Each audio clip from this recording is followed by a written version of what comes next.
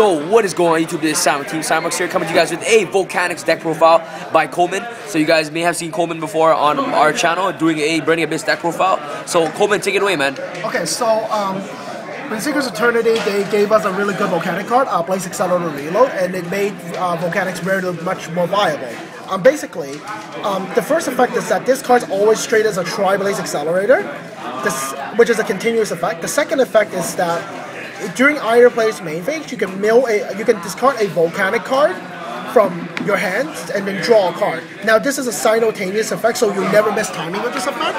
And number 3, if this card's in your graveyard, you can mill a Volcanic card from your deck. So what this means is that your ammo, shells don't need any more introduction. A lot of people have been using shells before. For every one of them, if they're in the graveyard, you can pay 500 to get one from your deck. It gives consistency, and it gives that you can keep drawing with the cards. Counters are also very controversial, they've been calling it. What happens in counter is that if you have, when you take damage, when you got fire monsters in your graveyard, you must banish this card. And what happens is that the damage that you took just now, your opponent takes. Now, it doesn't seem so good when you think about it, but this affects also sack. So if you got 2 counters, your opponent takes double the damage. This becomes more important later because as this match goes on, if you put them down as their life below a certain threshold, that means they cannot win unless they do something with the counters in the graveyard. So they have to summon something like Rhapsody and Berserk just to try to banish it, or do some sort of weird ways to deal with it. So it's very important for this. Now, perhaps the most important is Scatter Shot. Scatter Shot's always been much forgotten. What happens with this card is that whenever this card sent to the graveyard, you deal 500 damage to your opponent. However, when you send this card via a Blaze Accelerator card, you can either do from deck or hand 2 other Scatter Shots to the graveyard, and then destroy all monsters on your opponent's side of the board and burn them, and that's it. So, and each of them will still burn 500. So in translation, what it is that once you ditch one of these, ditch 2 more of these from your deck or hand, and then you'll do 500 damage each.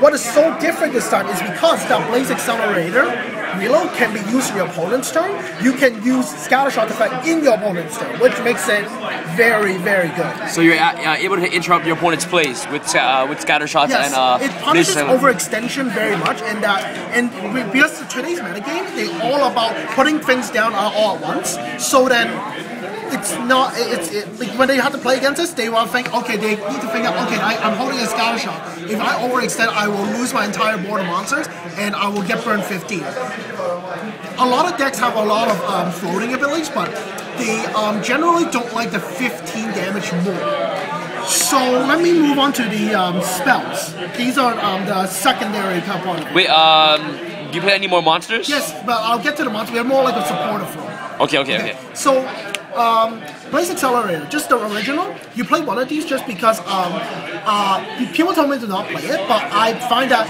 it's very helpful against Denko Senka because if you set the reload in the back row and you didn't flip it, you're kind of screwed. So you still need an original Blaze Accelerator.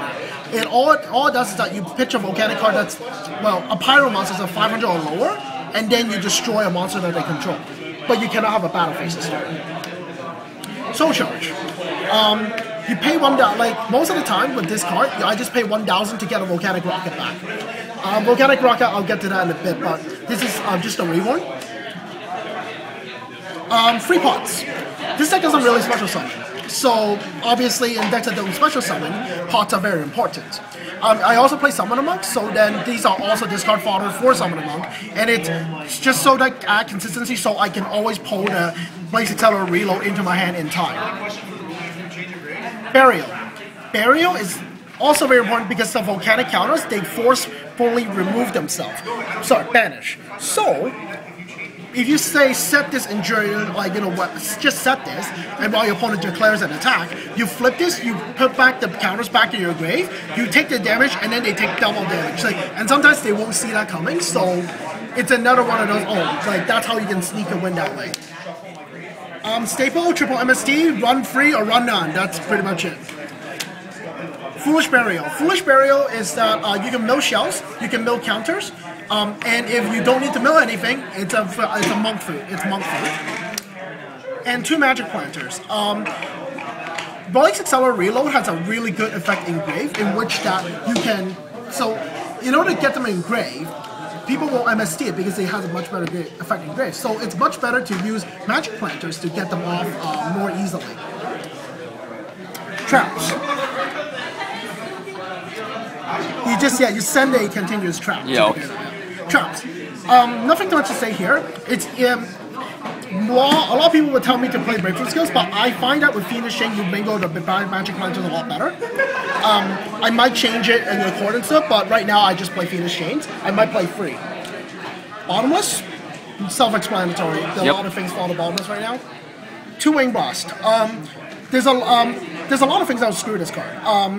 One of which is like summoning against. If you summon Dark Law against this deck, it's pretty much I'm in big trouble. So Dark Law is your weakness with this deck. One of the few. Like, and another one's like if you say summon the Stardust first turn, there's not a lot I can do about that too. So Wing Blast is down to remedy it. It's also to pitch my counters in. It's also there to pitch the Blaze Accelerator reloads in if I need to. Free Vanity Emptiness. This for as vanities. This deck doesn't special summon, so this is pretty self-explanatory. The thing about this deck is that I can use Magic Planter to throw this away and get Exactly. Or throw them away, or use Blaze Accelerator in a certain time that I can just get rid of this and make plays on my own. Okay, so it's kind of weird that monsters are kind of second fiddle to this deck, but it is. Volcanic Doomfire. This card used to be garbage before, but now because Blaze Accelerator is treated as a Tri-Blaze, it's a 3000 beat stick that you can use. And the other effect is that in your opponent's battle phase, your opponent must attack this if they got attack mode monsters, and then their entire board blows up. Why? Because it's a forced attack. It's a forced attack. Oh, okay. It's a forced attack. So, and for every monster they blow up, it takes 500. So, not a lot of people know about, this. It just, they just think it's a 3000 beat stick. So, it's only there just so that you can put the Blaze reload in the grave easier. Yeah. But it's also a 3000 beat stick because this deck doesn't really have any raw power per se. Volcanic Rockets. These are your searchers for your for any of your Blaze Accelerator cards. It can get it from the graveyard. It can get it from the deck. So it's pretty self-explanatory why you're using it. Firestorm Guards. These are the reason why the second part of the reason why the deck works. This is basically a pot of Avarice for Pyros. So what happens is that you can throw back all your scatter shots in the deck, draw 2, and just keep on having things ready in your hand, just so you can use reload with. Exactly. It's people have been telling me maybe you should run 2, but right now I run 3 just because I know that I don't want to see it early game, but you just really want to see this thing late game, and you can also recycle these things themselves because they're also pyro. Summon a Monk. Summon a Monk is just so that you can speed up. You can get your rockets in there really easy, so it's not that. It's just pretty self-explanatory, and then you can make a lava chain to dump a shell and get off. That is your best opening if that's the case. The extra deck packs, there's only 2 monsters you really make. Anything else is just extra. Lava chain and the Emerald, all of which is already explained already. This deck loves the Grey Food. It can mill a Blaze Accelerator reload. It can mill a shell to get your engine going. And I guess the Emerald shuffles 3 scatter shots back. It recycles, yeah. It recycles the scatter shots back. Most of the time, if you just you can have 2 materials and use them both for all scatter shots because they would try to kill you, and then you just throw scatter shots in both times with both materials and get back and build them 3000 in a way. Other Exceeds, Dark Rebellion, Cal Gorgon, Regular Zero, Arc, Korn, Castells, Diamond Direwolf, Exciton, Abyss Dweller, Galgalian Cowboy. All are just staple level 4 stuff that you might want to run, but your D's you can pretty much run anything. Because like I said, the only real monsters you will make in this deck is likely to be Emerald and Chain.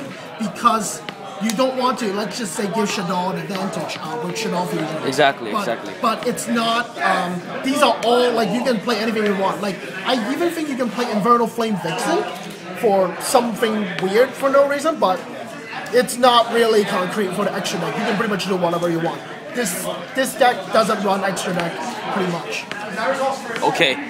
Coleman, thank you so much for your deck profile. Do you have anything else you want to say about this deck? Any weaknesses? Dark Law just came out. Dark Law is a big problem. That's why Phoenix Chain is what you need against it. First, like I said, first turn Stardust, and Cliff Forts can, well, Cliff Forts, but they can always outmaneuver you. So you need to somehow, like, you know, give your counterplays enough time just so that they don't wreck you before you wreck them. Because the thing about Volcanics is that it's a deck that punishes overextension because of the quick play Regeki that we got from this last set. So with that in mind, this deck is it's really fun to play, but I just gotta think that, like, you know, it's really have a rogue element, but I think it's a fantastic deck overall, and I'm gonna be playing it for quite a while. Okay, Coleman, thank you so much for this deck profile once again. Guys, don't forget to subscribe for more Yu-Gi-Oh videos. And Coleman, thank you once again. No problem. And guys, don't forget to like, subscribe, and rate. And Team Samsung Sam signing out. Peace, and don't forget to subscribe for more Yu-Gi-Oh videos.